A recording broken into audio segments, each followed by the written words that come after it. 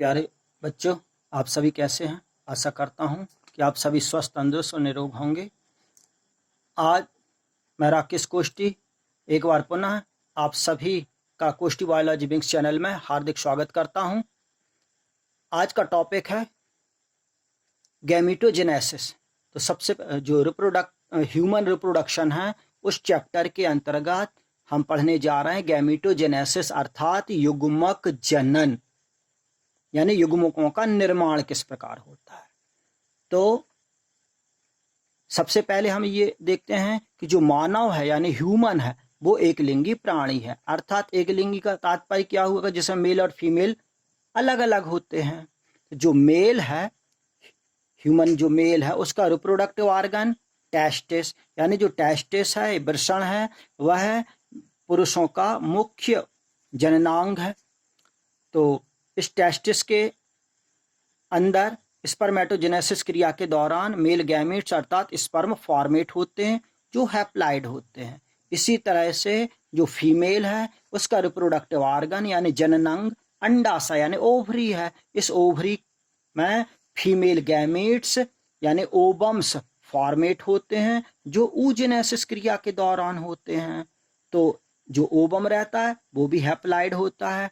अब स्पर्मेटोजेनेसिस और oogenesis को कंबाइंडली यानी संयुक्त रूप से हम गैमेटोजेनेसिस कहते हैं। अब इस गैमेटोजेनेसिस क्रिया में चाहे वो स्पर्मेटोजेनेसिस हो या oogenesis हो, उन दोनों में जो गैमेट्स बनते हैं उन गैमेट्स का फ्यूजन होता है। फ्यूजन के फलस्वरूप जाइगोट निर्मित होता है जो डिप्लॉयड होता है। जाइगोट में डिवाइडेशन होता है, एम्ब्रियो डेवलप होता है और एम्ब्रियो बाद में उसमें ग्रोथ और डेवलपमेंट के फलस्वरूप वो न्यू बेबीज में परिवर्तित हो जाता है। तो इस तरह आप देखिए कि जो गैमेटोजेनेसिस 2 टाइप्स की हो गई, स्पर्मेटोजेनेसिस और oogenesis। Spermatogenesis process of sperm formation, यानी स्पर्म फॉर्मेशन की जो प्रोसेस है कॉल्ड एज स्पर्मेटोजेनेसिस। इसमें स्पर्म निर्मित होते जो मेल गैमेट्स कहलाते हैं। इसी तरह से oogenesis process of ovum formation, यानी ओवम फॉर्मेशन की जो प्रोसेस है वो oogenesis कहलाती है। इसमें ओवम बनते हैं। तो sperm male gamete, ovum female gamete. जो मेल गैमेट्स हैं produced the male reproductive organ testis, इनका निर्माण टेस्टिस के अंदर होता है। इसी तरह से जो ओवरी है वो फीमेल रिप्रोडक्टिव ऑर्गन है, उसके अंदर मेल गैमेट्स प्रोड्यूस्ड होते हैं। इन मेल गैमेट्स को फीमेल गैमेट्स को ओवम कहा जाता है और इनका निर्माण ओवरी के अंदर होता है। तो अब हम इसका डिटेल में पढ़ेंगे। तो अब देखिए, चाहे स्पर्मेटोजेनेसिस हो या oogenesis हो, चाहे शुक्राणु निर्माण की प्रक्रिया हो या अंडाणु निर्माण की प्रक्रिया हो, ये तीन प्रावस्थाओं में कंप्लीट होती है। Phase of multiplication, phase of growth and phase of maturation. तो सबसे पहले स्पर्मेटोजेनेसिस यानी शुक्राणु जनन। जो मेल रिप्रोडक्टिव ऑर्गन टेस्टिस है, तो टेस्टिस की जर्मिनल एपिथेलियल सेल्स, जिन्हें हम प्राइमरी जर्म सेल के नाम से भी जानते हैं। तो जो प्राइमरी जर्म सेल है जिसे हम प्राइमरी जर्मिनल एपिथेलियल सेल्स या जिसे प्राइमरी जर्म सेल्स कहा, वह डिप्लॉयड होती है। इस डिप्लॉयड सेल्स में यानी प्राइमरी जर्म सेल्स में फर्स्ट माइटोटिक डिवीजन होता है, यानी समसूत्री विभाजन हुआ। समसूत्री विभाजन किससे कहेंगे? ऐसा कोश का विभाजन जिसमें पेरेंट सेल से बनने वाली डॉटर सेल्स में नंबर ऑफ क्रोमोसोम यानी गुणसूत्रों की संख्या पेरेंट सेल के समान होती है, उसे हम माइटोटिक डिवीजन कहते हैं। तो प्राइमरी जर्म सेल जो कि डिप्लॉयड थी, उसमें फर्स्ट माइटोटिक डिवीजन हुआ यानी समसूत्री विभाजन हुआ। तो 1 से 2 कोशिकाएं बनी जो कि डिप्लॉयड थी। इन दोनों सेल्स में सेकंड माइटोटिक डिवीजन होता है यानी द्वितीयक समसूत्री विभाजन होता है, जिससे 4 सेल्स बनती हैं। इस तरह से 1 से 2 और 2 से 4 सेल्स के बनने की अवस्था को फेज ऑफ मल्टीप्लिकेशन कहा जाता है, यानी गुणन प्रावस्था कहा जाता है। और जो चारों सेल्स बनी उनको हम स्पर्मेटोगोनिया कहते हैं।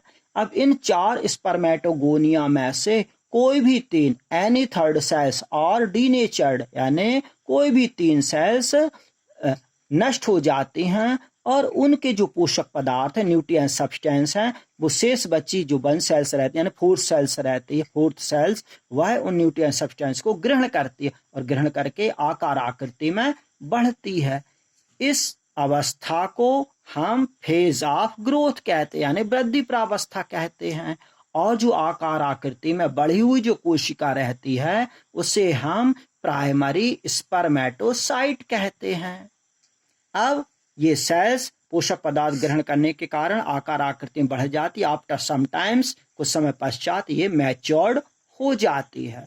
तब इस मैच्योर्ड सेल जो कि प्राइमरी स्पर्मेटोसाइट है उसमें फर्स्ट मैच्योरेशन डिवीजन होता है यानी प्रथम परिपक्वन विभाजन होता है जो मियोटिक टाइप का होता है यानी अर्धसूत्री प्रकार का होता है। तो अर्धसूत्री कोश का विभाजन किसे कहेंगे कि ऐसा कोश का विभाजन जिसमें पेरेंट सेल से बनने वाली डॉटर सेल्स में नंबर ऑफ क्रोमोसोम घटकर आधी रह जाती हैं, जिसे हम रिडक्शन डिवीजन के भी नाम से जानते हैं। तो इस तरह से प्राइमरी स्पर्मेटोसाइट में फर्स्ट मैच्योरेशन डिवीजन हुआ जो मियोटिक टाइप का हुआ। तो इस तरह से बनने वाली डिप्लॉइड सेल से 2 हैप्लॉइड सेल्स बनी। इन दोनों हैप्लॉइड सेल्स को सेकेंडरी स्पर्मेटोसाइट कहा जाता है। अब इन सेकेंडरी स्पर्मेटोसाइट में फिर से डिवीजन होता है जिसे हम सेकेंडरी मैच्योरेशन डिवीजन कहते हैं जो माइटोटिक टाइप का होता है यानी समसूत्री प्रकार का होता है। तो सेकेंडरी स्पर्मेटोसाइट से जो 4 स्पर्मेटेड बनी उनमें भी number of chromosome secondary spermatocyte के समान है। तो जो 4 सेल्स बनी उनको आपने स्पर्मेटिड्स कहा यानी अर्धगुणसूत्र कहा। अर्धगुणसूत्र स्पर्मेटिड्स कहा। अब इन स्पर्मेटिड्स में मेटामॉर्फोसिस की क्रिया होती है यानी कायांतरण होता है यानी इनका कायाकल्प होता है और जो स्पर्मेटिड्स हैं वह स्पर्म में मॉडिफाइड हो जाते हैं। इस अवस्था को फेज ऑफ मैच्योरेशन यानी परिपक्वन अवस्था कहते हैं। तो इस तरह से स्पर्मेटोजेनेसिस यानी शुक्राणु जनन में एक कोशिका से 4 स्पर्म्स बनते हैं। इस तरह पुरुषों में करोड़ों की संख्या में शुक्राणुओं का निर्माण होता है जो जीवन पर्यंत होता है। अब हम पढ़ने जा रहे हैं स्ट्रक्चर ऑफ स्पर्म यानी शुक्राणु की संरचना। तो इस जो स्पर्मेटोजेनेसिस है वह मेल रिप्रोडक्टिव ऑर्गन टेस्टिस में स्पर्मेटोजेनेसिस द्वारा मेल गैमेट्स अर्थात स्पर्म का निर्माण होता है।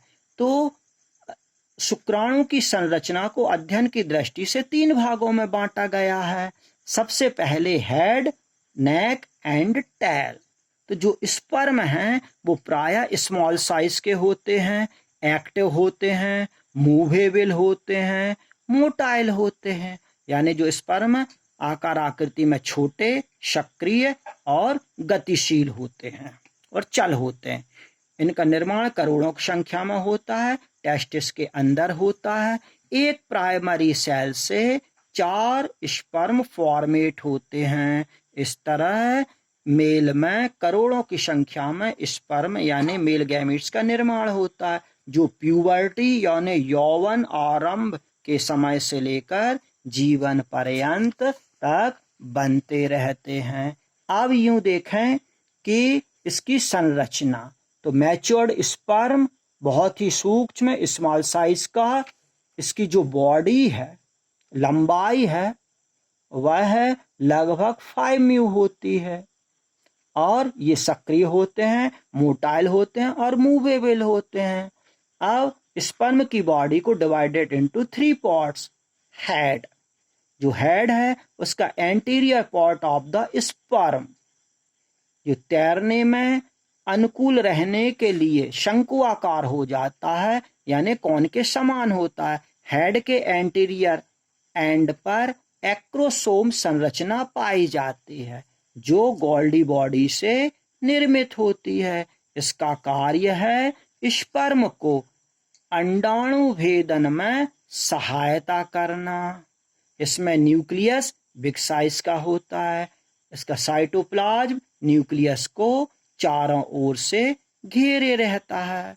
न्यूक्लियस के पोस्टीरियर एंड पर प्रॉक्सिमल सेंट्रियोल यानी निकटस्थ तारकेन पाया जाता है, जिसका कार्य है फर्टिलाइज्ड ओवम में डिवाइडेशन को स्टार्ट करना।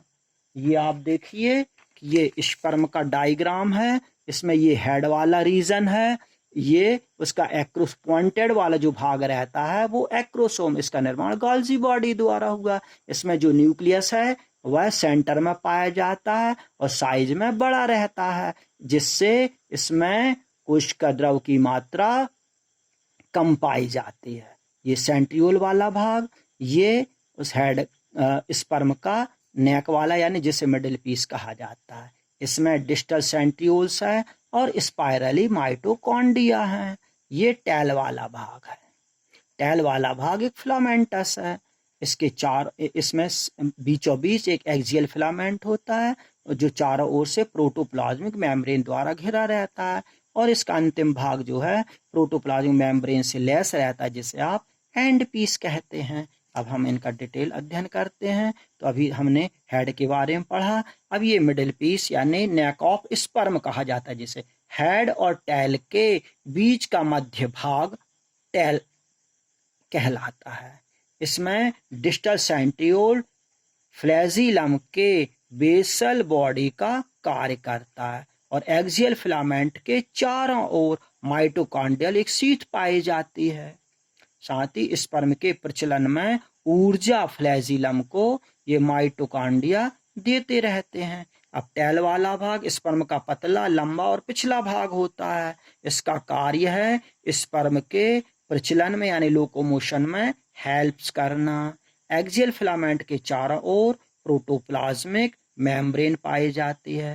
फिलामेंट का end part and piece membrane less होता है। आज के इस वीडियो में सिर्फ इतना ही। प्यारे बच्चों, यदि आपको मेरे वीडियोस पसंद आ रहे हैं तो प्लीज़ प्लीज़ प्लीज़ इन्हें लाइक शेयर करें और चैनल को सब्सक्राइब अवश्य करें। Thank you.